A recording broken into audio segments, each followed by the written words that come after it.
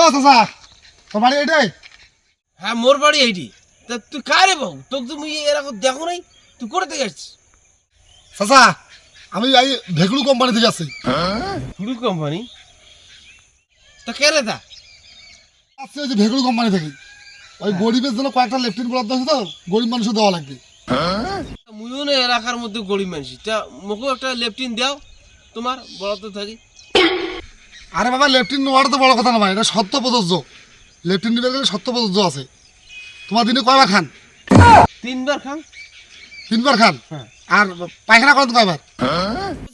পায়খানা না 2 বারে করো, 3 বার খেয়ে 2 বার পায়খানা করো। এ বাবাজি তাহলে আপনার হবে না। কেন? 3 বারে খাইতে হবে, আবার 3 বারে পায়খানা করতে হবে। লেফটিন প্রযোজ্য না ভাই, বুঝছেন?